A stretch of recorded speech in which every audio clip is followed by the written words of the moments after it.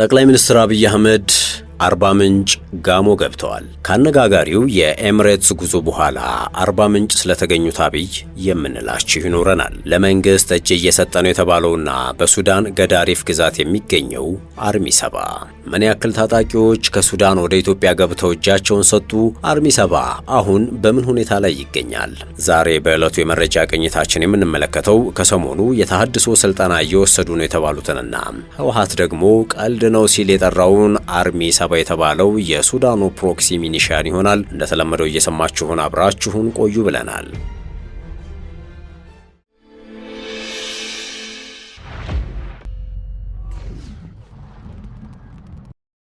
ወደ ዝርዝር ጉዳያችን እናምራ። ከሰሞኑ አነጋጋሪ የተባለ ጉዞ ወደ ኤምሬትስ አድርገው የነበሩት ጠቅላይ ሚኒስትር አብይ አህመድ ወደ ኢትዮጵያ ተመልሰዋል። ጠቅላይ ሚኒስትር አብይ ከጦርነት ቀጠናው በቀጥታ በኢትዮጵያ አየር መንገድ አውሮፕላን አዲስ አበባ መግባታቸውን ቢሮአቸው ይፋ አድርጓል። ጠቅላይ ሚኒስትር አብይ ከተባበሩት አረብ ኤምሬቶች ጉብኝት ተመልሰው በቀጥታ ወደ አርባ ምንጭ አቅንተዋል ብሏል ጽሕፈት ቤታቸው። በአርባ ምንጭ ዙሪያና በመላው ጋሞ ዞን በደረሰው አደጋ ሕይወታቸውን ላጡና ጉዳት ለደረሰባቸው ወገኖች ሐዘናቸውን ለመግለጽና የሚከናወኑ የድጋፍ ስራዎችን እንደሚገመግሙም ይጠበቃል ነው የተባለው። ለቀናት የዘለቀው ከባድ ዝናብን ተከትሎ በአካባቢው የተከሰተው ጎርፍ፣ የመሬት መንሸራተት አደጋ የዜጎቻችንን ሕይወት ቀጥፏል። በንብረት ላይም ጉዳት ስለማድረሱ የጠቅላይ ሚኒስትር ጽሕፈት ቤት አስታውቋል። ከመጠን በላይ የሞላው የኩልፎ ወንዝም መንደሮችን፣ ቤቶችን፣ የእርሻ ስፍራዎችን፣ የአካባቢ መሰረተ ልማትን አውድሟል። ማህበረሰቡ በከባድ ሐዘን በሚገኝበት በዚህ አስቸጋሪ ወቅት የነፍስ አድን ስራዎችን አጠናክሮ በመቀጠል ከተጎጂ ቤተሰቦች ጎን መቆም ይገባናል ሲልም ጥሪ አቅርቧል። ወደ ሌላኛው ጉዳያችን አመራን። ለመንግስት እጅ እየሰጠ ነው የተባለውና በሱዳን ገዳሪፍ ግዛት የሚገኘው አርሚ 7 ምን ያክል ታጣቂዎች ከሱዳን ወደ ኢትዮጵያ ገብተው እጃቸውን ሰጡ? አርሚ 7 አሁን በምን ሁኔታ ላይ ይገኛል? የመስኖና ቆላማ አካባቢ ሚኒስትሩ ዶክተር አብርሃም በላይ ትግራይ ክልል ለልማትና ሰላም ግንባታ የተሰለፉ ወጣቶችን ትፈልጋለች ሲሉ ተደምጠዋል። በአዋሽ አርባ ጊዜያዊ የዲሞቢላይዜሽን ማዕከል በሱዳን የቆዩና የሰላም አማራጭን ተቀብለው ወደ ሀገራቸው የተመለሱ ከቀድሞ ህወሓት ጎን የነበሩና በተለምዶ አርሚ 7 እየተባሉ የሚጠሩ አባላቱ የተሃድሶ ስልጠና ማጠቃለያ መርሃ ግብር ተካሂዷል። በመድረኩ የመስኖና ቆላማ አካባቢ ሚኒስትሩ ዶክተር አብርሃም በላይ የብሔራዊ ተሃድሶ ኮሚሽን ምክትል ኮሚሽነር ብርጋዴር ጀነራል ደርቤ መኩሪያ ተገኝተዋል። የመስኖና ቆላማ አካባቢ ሚኒስትሩ ዶክተር አብርሃም በላይ የሰላም አማራጭን በመከተል ወደ ሀገራቸው በመመለስ የተሃድሶ ስልጠና በመከታተላቸው ለአባላቱ አድናቆታቸውን ገልጸዋል። የፌዴራል መንግስት በትግራይ ሰላምን ለማጽናትና ልማትን ለማረጋገጥ ያልሞከረው ሙከራ እንደሌለ ጠቁመው ቆሞ ቀሩ የቀድሞ ህወሓት ቡድን ከህዝብ በላይ ነኝ በሚል እሳቤ አሁንም እንቅፋት እየሆነ መምጣቱን አብራርተዋል። ቡድኑ በሚያሰራጨው የሐሰት ወሬ ህዝቡ ሊደናገር አይገባም ብለዋል ዶክተር አብርሃም።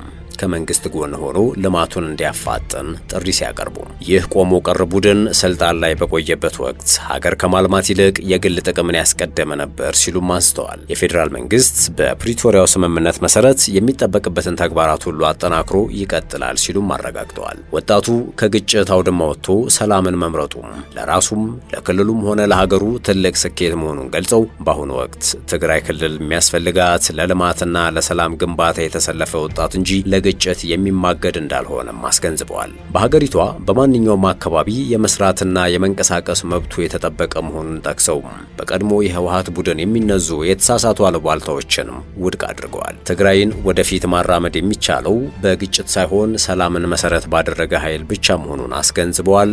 የትግራይ ክልል ተወላጁ ሚኒስትር አብርሃም በላይ ከሰሞኑ የህወሓቱ ምክትል ሊቀመንበር አማኑኤል አሰፋ በሰጡት ቃለ ምልልስ ከዶክተር አብርሃም በላይ ጋር ካደረኩት ውይይት በኋላ በሰሜን ኢትዮጵያ ዳግም ግጭት የሚቀሰቀስበት እድል ወደ ዜሮ እየተጠጋ ነው ብለው ነበረ። አማኑኤል ከሚኒስትሩ ጋር ያደረጉትን ውይይት በዝርዝር ባያስቀምጡም የትግራይ ጊዜያዊ አስተዳደር ህልውናም አጣብቂኝ ውስጥ ሊገባ እንደሚችል ነበር የተናገሩት። አርሚ 7 የተባለው ኃይል የተሃድሶ ስልጠና በሚወስድበት መርሃ ግብር ላይ የተገኙት የብሔራዊ ተሃድሶ ኮሚሽን ምክትል ኮሚሽነር ሊቀመንበር ብርጋዴር ጄኔራል ደርቤ መኩሪያ በበኩላቸው እነዚህ ወገኖች ቀደም ሲል በመከላከያ ሰራዊት ውስጥ ያገለገሉ በዓለም አቀፍ የሰላም ማስከበር ተልዕኮዎች የተሳተፉና በሱዳን ድንበር አካባቢ የነበሩ ናቸው ብለዋል። የሰላምን አማራጭ በመቀበል ወደ ማዕከሉ የመጡት ዜጎችን የመለየት የማረጋገጥና የመመዝገብ ስራ በጥንቃቄ ተከናውኖ ወደ ተሃድሶ ስልጠና እንዲገቡ መደረጉንም ነው ያስረዱት። የተሃድሶ ስልጠናው ዓላማ ከግጭት አስተሳሰብ ተላቀው የሰላምና የልማት ኃይል እንዲሆኑ ማድረግ አንዱ መሆኑን አመልክተው እንዲሁም በማህበረሰቡ ውስጥ ሲቀላቀሉ ሰላምን የሚያጸኑ እንዲሆኑ ለማድረግ ነው ብለዋል። በቀጣይም ሰፋፊና ጥልቀት ያላቸው የተሃድሶ ስልጠናዎች እንደሚሰጡ ጠቁመዋል። የሰላም አምባሳደር በመሆን የሀገርን አንድነትና ልማትን ለማረጋገጥ በሚደረገው ጥረት ውስጥ የበኩላቸውን ድርሻ እንዲወጡም ጥሪ አቅርበዋል። ይሁን እንጂ የኮሚሽኑ የቅርብ ጊዜ ሪፖርት የሂደቱን ህጋዊነት በጠየቀው በትግራይ ደህንነት ቢሮ ትችት ገጥሞታል። ቢሮ ባወጣው መግለጫ ኮሚሽኑ በትግራይ የሚገኘውን ቅርንጫፍ ሳያማክር ለቡድኑ የዲዲአር ስራ መጀመሩን መግለጹ ጎምዛዛ ቀልድ ነው ሲል ገልጿል። ቢሮ አክሎም የፌዴራል መንግስት የፕሪቶሪያውን ስምምነት ህጋዊ ፈራሚዎችን ወደ ጎን በመግፋት ታጣቂዎችን በግል ለማነጋገር እየሞከረ ነው ሲል ወንጅሏል። በህግና በስርዓት መመራትን እንደ ውርደት የሚቆጥረው ብልጽግና የፕሪቶሪያውን ስምምነት ህጋዊ ፈራሚ ወደ ጎን በመግፋትና ታጣቂዎችን በግል በማግባባት በአዋሽ አርባ ወደ ዲዲአር እንዲገቡ በማድረግ ስልጣን ላይ ለመቆየት በሚያደርገው ቅዠት ውስጥ ሆኖ ሲንቀጠቀጥ እያየን ነው ሲል ነበር የጠቆመው። ለመሆኑ አርሚ 7 በዚህ ሰዓት በምን ሁኔታ ላይ ይገኛል? አርሚ 7 በወልቃይት ተጠንስሶ በሱዳን የተደራጀ ኃይል ነው ይባላል። ገዳሪፍ ግዛት ሸረሪማ ቀጠና የሚገኘው ይህ ኃይል ባለፉት 5 ዓመታት በኢትዮጵያም በሱዳንም ግጭቶች እስከ መሳተፍ የደረሰ ስለመሆኑም ነው የሚነገረው። በዚህ ሰዓት ይህንን ኃይል እያዘዙ ነው የሚባሉት ጄኔራል ሙዘይ መኮንን የተባሉ የህወሓት ጄኔራል ሲሆኑ ከሰሞኑ በገዳሪፍ ግዛት ሲጨፍሩ ታይተዋል። የታጣቂ ኃይሉ መነሻ የሰሜን ኢትዮጵያው ጦርነት ሲጀመር በወልቃይት የትግራይ ኃይሎች ምዕራብ ትግራይ በሚሉት ማለት ነው ማይካድራ ከተማ ነው። ነጭ ወርቅ እየተባለ የሚሞካሸው የወልቃይት ሰሊጥ ከመላው ኢትዮጵያ የተሰባሰቡ ወጣቶችና ጎልማሶች ከኢንቨስትመንት እስከ ጉልበት ስራ የሚሳተፉበት ነው። በወጣት ማህበር ተደራጅተው ኢንቨስትመንት ውስጥ ሲሳተፉ ከነበሩና የጉልበት ስራ ውስጥ ከነበሩ ወጣቶች መካከል ከማዕከላዊ ትግራይ ሳምሪ አካባቢ ወደ ወልቃይት ይሄዱም ይገኙበታል። ማይካድራ የሳምሪ ወጣቶች ያኔ ባለ ጊዜ የሚባሉ ነበሩ። ጦርነቱ ሲቀሰቀስም በአማራ ተወላጆች ላይ ጥቃት ፈጽመው ዘግናኝ ወንጀልን እንደተገበሩ በወቅቱ መነገሩ በአምነስቲ ኢንተርናሽናል ሪፖርትም መጠቀሱ አይዘነጋም። እነዚህ የሳምሪ ወጣቶች ፈጸሙ ከተባለው ጥቃት ማግስት የፌዴራል ኃይሎች ወደ ወልቃይት መግባት ሲጀምሩ በቀጥታ የሄዱት ወደ ሱዳን ነበረ።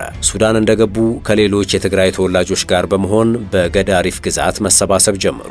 በዚያው በገዳሪፍ የሴቶች ሕፃናትና አረጋውያን የስደተኞች መጠለያ ይገኛል። በዚህ ሽፋን ግን የሳምሪ ቡድን በስፋት እንደተደራጀን የሚነገረው። በኋላም በደቡብ ሱዳንና አብዬ የነበሩ የመከላከያ ሰራዊት ሰላም አስከባሪ ኃይሎች ይህንን ታጣቂ ቡድን እንደተቀላቀሉና እንዳጠናከሩትም ነው የሚገለጸው። ኋላም አርሚ 7 በሚል የተደራጀው ይህ ኃይል በዋናነት የተዋቀረውና ቅርጽ የያዘው በኮሎኔሎችና በጄኔራል ፍስሐ ማንጁስ አማካኝነት እንደሆነም መረጃዎች ያሳያሉ። ጄኔራል ፍስሐ በዚህ ሰዓት የትግራይ ሰላምና ጸጥታ ቢሮ ኃላፊ ናቸው። አርሚ 7 በሱዳኑ የእርስ በርስ ጦርነት ከአልቡርሃን ወገን ሆኖ መዋጋቱም ይነገራል። በአንድ ወታደር እስከ $50 እየተከፈላቸውም በመርሲነሪነት እንደተደራጁ የትግራይ ተወላጅ ጄኔራሎች በአንድ ወቅት መጠቆማቸው አይዘነጋም። የሱዳን ጦር ካርቱምን ከፈጥኖ ደራሽ ኃይሉ ነጻ ሲያወጣም አርሚ 7 መሳተፉን የሚያሳዩ ምስሎች አሉ። ጄኔራል ሄሜቲም ተማረኩ ያሏቸውን ታጣቂዎች በቪዲዮ አሳይተዋል። አሁን የሚወጡ መረጃዎች እንደሚያሳዩት የትግራይ ኃይሎች ካሏቸው 15 አርሚዎች መካከል አንዱ በሱዳን የሚገኘው አርሚ 7 ነው። በሱዳን ለዓመታት ሲዘጋጅ የቆየው ታጣቂ ቡድን ከፊል ኮማንዶ ከፊል ሜካናይዝድ ሆኖ መደራጀቱንም ነው የራሳቸው ሰዎች እየተናገሩ ያሉት። አርሚ 7 የሚባለው የህወሓት ጦር በአልቡርሃን ኃይሎች የወንድ በር የተሰጠው ራሱን በከባድ መሳሪያዎች እንዲያጠናክር የሎጂስቲክስ ድጋፍ የሚደረግለትም ነው። ይህ በተሰማበት በዚህ ወቅት የአልቡርሃን ጦር በኢትዮጵያ ድንበር አዲስ ግንባር ሊከፍት እየተዘጋጀ ነው ሲል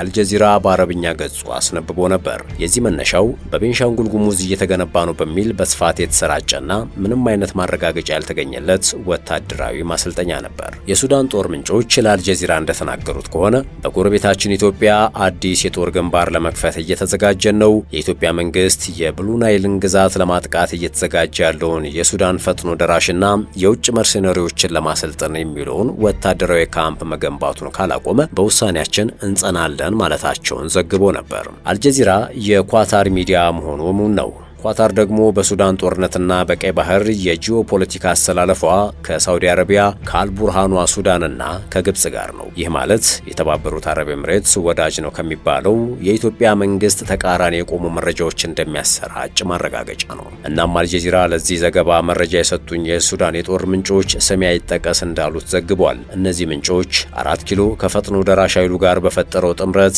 ቀጠናዊ ኃይሎች ይደግፏቸዋል። ለዚህ ደግሞ የሎጂስቲክስ ኮሪደር መቻች ወታደራዊ ማሰልጠኛዎች እንዲገነቡ እንዲሁም የአየር በረራ ለማድረግ የሚያስችሉ ዝግጅቶች እየተከናወኑ መሆናቸውን ተመልክተናል ሲሉ ከሰዋል። በዚህ ማሰልጠኛ የውጭ ኃይሎች ማለትም ከደቡብ ሱዳን፣ ከላቲን አሜሪካ፣ ኮሎምቢያና ከዳርፉሩ ጦርነት ሸሽተው የነበሩ የሱዳን ፈጥኖ ደራሽ የቀድሞ ተዋጊዎችም ይሳተፉበታል ያሉ ሲሆን የሎጂስቲክስ አቅርቦቱም ከሶማሊያዋ የወደብ ከተማ በርበራ እንዲሁም ከኬንያዋ የወደብ ከተማ ሞምባሳ ተነስቶ ወደ ኢትዮጵያ በተለያየ አማራጭ ይገባል ሲልም አስነብቧል። አልጀዚራ በአረብኛ ገጹ ኢትዮጵያ 2 ዓመት ባለፈው የሱዳን ጦርነት አንዳችም ጣልቃ የገባችበት ማስረጃ ባይገኝም አልጀዚራ ግን በ1990ዎቹ መጀመሪያ ደቡብ ሱዳን እንድትገነጠል ኢትዮጵያ ከአሜሪካ ዩጋንዳና ኤርትራ ጋር በመተባበር የጆን ጋራንግን ጦር ደግፈው በአልበሽር ኃይል ላይ መጠነ ሰፊ ጥቃት እንዲከፈት መተባበሯን ከዚያም አልበሽር ወደው ሳይሆን ተገደው የሰላም ስምምነት ከአማጺዎች ጋር መፈራረማቸውን አስታውሷል። ነገር ግን እስካሁን ኢትዮጵያ በቤንሻንጉል ጉሙዝ አንዱ ግዙፍ ወታደራዊ ማዕከል እያስገነባች ነው ለሚለው መረጃ የተረጋገጠ ማሳያም ከወደ 4 ኪሎ የተሰጠ ምላሽም የለም። ውድ የሸገር ታይምስ ቤተሰቦች ዕለታዊ መረጃ ቅኝታችን ይህን ይመስል ነበር። ስለተከታተላችሁን ከልብ አመሰገንን። በያላችሁበት ሰናይ ጊዜ ይሆንላችሁ።